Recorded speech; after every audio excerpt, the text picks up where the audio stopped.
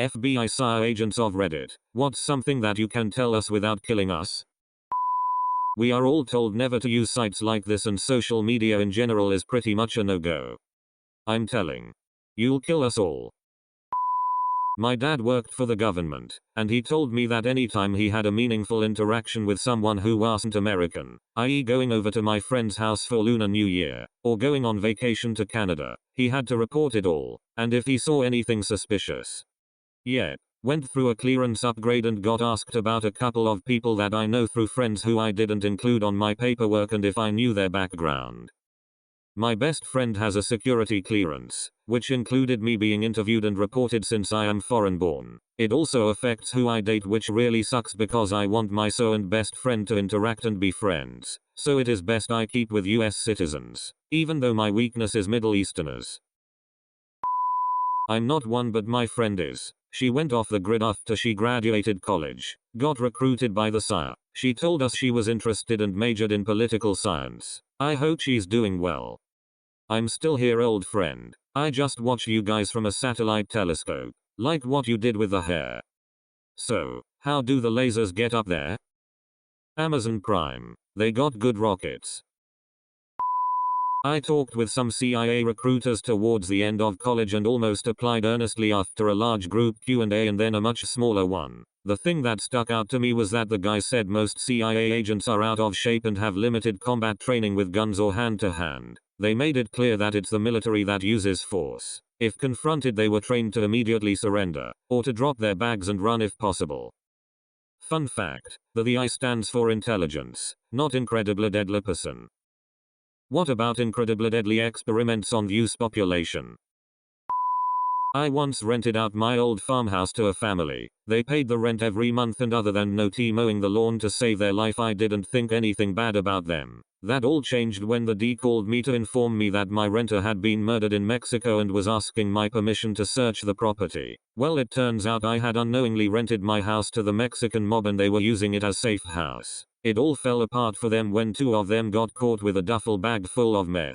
My renter had to go back to Mexico to visit his mother and was promptly murdered. Let's just say I no longer am a landlord and never will be again. You'd think they'd hire someone for a few bucks rather than call attention to themselves. You didn't bother to ask if he worked for a Mexican cartel? Geez, dude. Don't tell anyone, but we spy on people sometimes. I mean, you literally want a guy dead over this very publicly. Snowden. I don't recall a name like that, so mom. You can buy marshmallows at your local supermarket. And when they mention marshmallows, they actually mean. I think it is code for waterboards. You know, they're like skateboards but without the wheels and they float.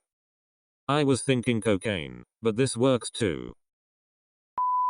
Want to work for them? Prepare to do a fair amount of paperwork. The form will ask for each of your employer contact information of friends, your history of addresses, etc. They will then send an agent to interview a number of these people. Next, you have to take a psychological exam and interviewed by a psychologist. Finally, you'll have one last interview with a polygraph and a professional lie detector. Not CIA, but have worked with and know guys in intelligence. Most of the intelligence we get is from OSINT, open source intel, i.e. news articles, press releases, news networks and government announcements. Most people think that everyone in intelligence is some James Bond, Jason Bourne type of individual, when in reality, the majority of analysts sit at a desk and go through news articles all day. That said, that's not the only method we have to gather intel, but it is where most of it comes from. Even analysts that are using other methods such as GEOINT, IMINT and SIGINT spend their day cropping images for minute details or replaying and monitoring the same signal over and over again. Your iPhone is just being a dick by not unlocking with your mask on. It can totally recognize you with your mask on or off, or glasses on or off, or hair up or down, or hat or no hat. The technology is stupid accurate, and isn't expensive and is widely available. The more of your facial structure a computer has to work with, the higher the degree of confidence it can have in a positive match. While just your eye structure and nose bridge are enough for a computer to ID someone, the margin for error is likely high enough to not make for a suitable single identification factor protecting the sensitive data on your phone. The next version of iOS is actually including an option to allow Face ID to only require the top portion of your face, as long as you are wearing a paired Apple Watch. This basically turns the unlocking process into more of a seamless two-far procedure.